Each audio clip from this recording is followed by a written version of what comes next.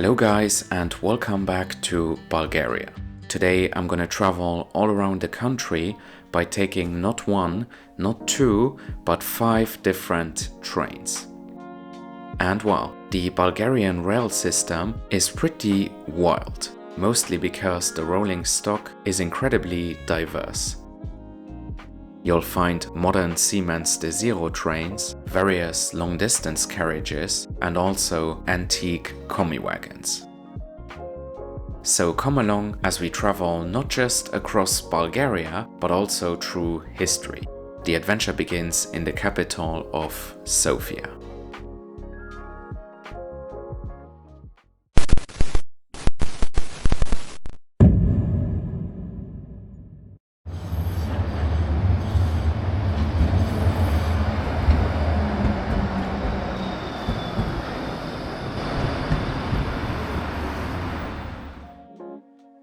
As we are walking to Sofia Central Station, let me quickly explain a few things. This video covers 3 separate journeys on 5 different trains.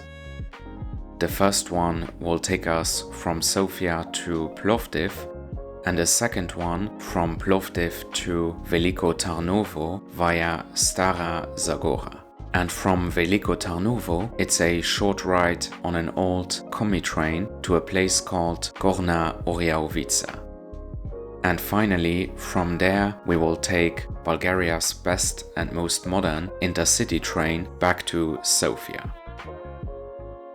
Now, I had originally planned to take just one train from Sofia to Plovdiv, film that journey and do the rest by bus. Reason being that generally speaking, buses are much faster than trains in Bulgaria.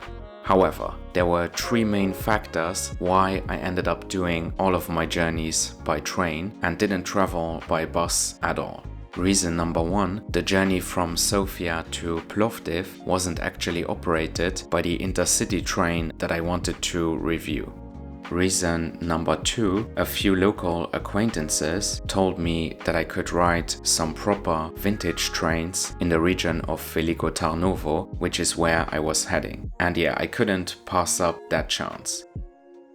And finally, Bulgarian buses do fill up rather quickly, and the tickets that were still available didn't line up with my schedule. Anyhow, that was just some preliminary information. Now let's have a look at the beauty that is Sofia Central Station. The first station that stood on this site was built in 1888, but demolished and rebuilt during the communist era in 1974.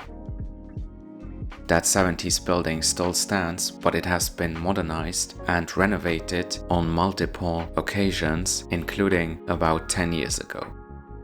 Nowadays, the station is both modern and decidedly retro. On a similar note, some parts are in excellent condition, while others, such as the underpasses leading to the terminal building, are falling into decay. Outside, you'll find a rather impressive stone statue depicting a Bulgarian woman holding a child. The terminal building is modern, clean and well organized, and it has some beautiful vintage mosaics. There are 2 ticket offices, one for international journeys and one for domestic routes. At the time of filming, you can travel to both Romania and Turkey from here. The national ticket office is downstairs and I bought a one-way journey to Plovdiv. As always, I'm gonna reveal all the ticket prices later.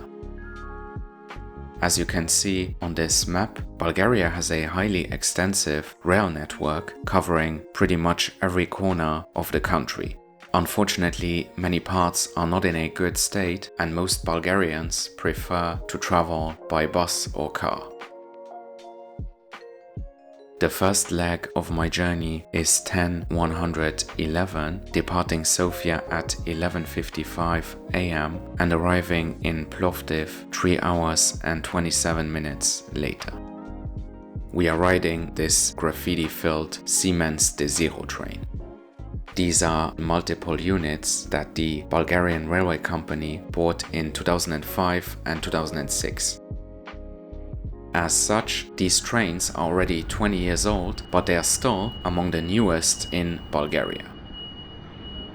The main issue, however, is that these are technically not designed for long-distance travel.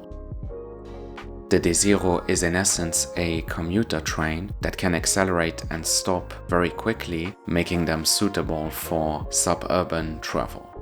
So why does Bulgaria use these on intercity routes? Well, on this journey from Sofia to Plovdiv, we're gonna stop 30 times, meaning that we are basically commuting. And that is why it takes so long.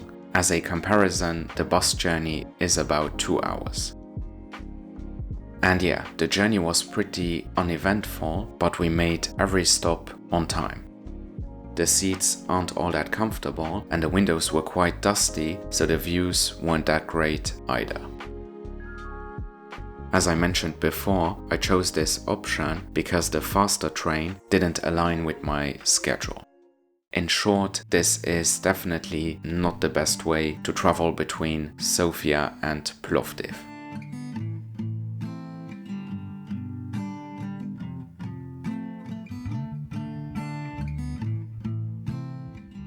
But I have to say that these D0 trains do their job quite well in Bulgaria, because they offer cheap and reliable transportation for all the people living between the country's two biggest cities. Next station, Plovdiv, Крайна гара, final stop.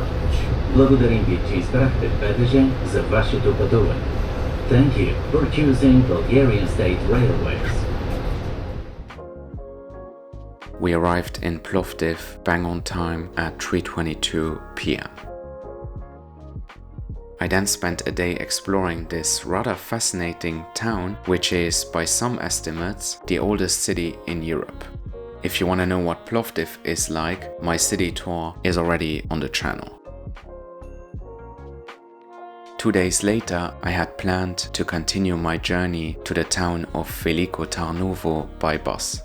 However, this is not what I ended up doing, and there was a very good reason.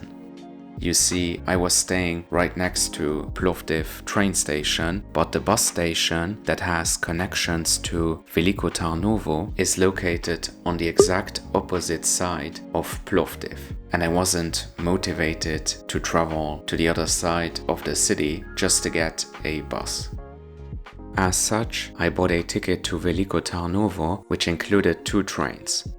The first one was another Siemens D0 from Plovdiv to a city called Stara, Zagora.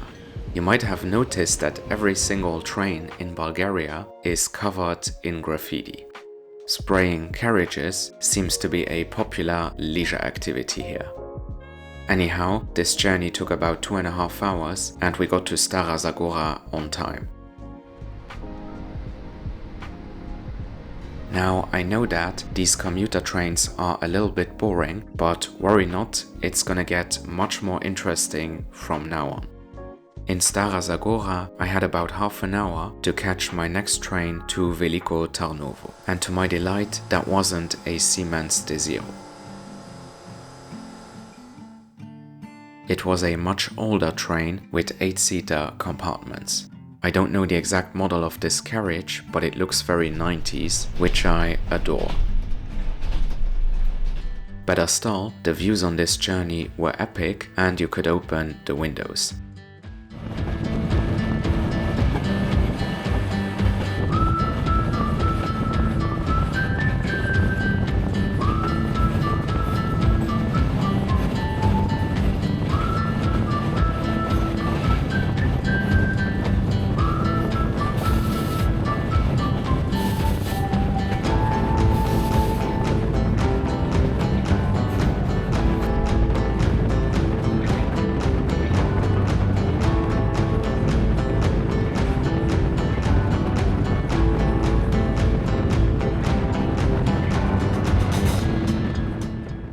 apart from the nostalgia factor, these chairs are super comfortable, and for the entire 1 hour and 50-minute journey, I was alone in my compartment. And yeah, despite the age, the train was relatively clean, so I guess that the overall maintenance isn't too bad, except for the toilet, which has seen much better days. Anyhow, by and large, this was a lovely train journey, and upon arriving in Veliko Tarnovo, I felt glad that I had chosen this option instead of the more direct bus. A couple of days later, it was time to return to Sofia, and once again, I had planned to travel by bus. But when I looked online the day before leaving, all the buses were fully booked except for the ones departing after 5 p.m, which was too late for me. So back to the train station. Veliko Tarnovo station is rather small, but there is a ticket office, and I managed to buy a one-way journey to Sofia with a stop in a town called Gorna Oryahovitsa.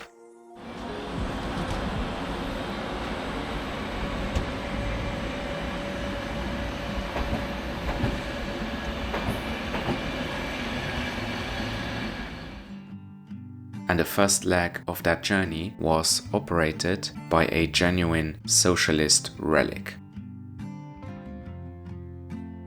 I mean, just look at it. Massive cloth benches and bars in the middle of the carriage for no good reason. The conductor told me that these carriages date from the 70s and 80s and haven't seen any changes since. He also said that there aren't many left. This journey was only about 20 minutes, but I was quite happy that I got to experience one of the oldest trains still running in Bulgaria. We are now in Gorna Oryahovitsa, which is where I'll catch my final train to Sofia. And on this stretch, I'll be riding Bulgaria's best and fastest intercity train. And here it comes. Our train is being pulled by a Skoda 44 series locomotive that can do up to 130 kilometers an hour. These locos were built in the 70s and 80s, so they aren't exactly new, but the carriages have been refurbished and are now perfectly acceptable. Second class is in a standard 2+2 configuration with airline-style seating and tray tables. And once again, we departed bang on time at 10:22 a.m.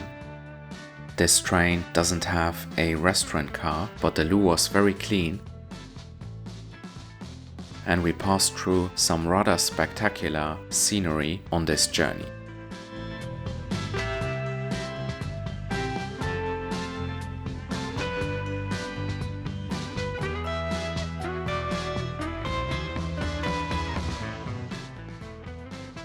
Now, it took me almost 5 hours to get from Veliko Tarnovo to Sofia, which is 2 hours more than the bus, but I have to say, once again, I didn't regret opting for the train.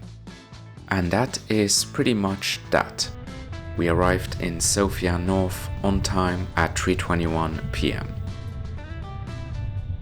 Alright guys, I hope you enjoyed my rather impromptu Bulgarian train adventures. Now I'll share all the prices that I paid. The total was 40 leva, which is really not much money considering that I took 5 trains and covered quite a bit of distance.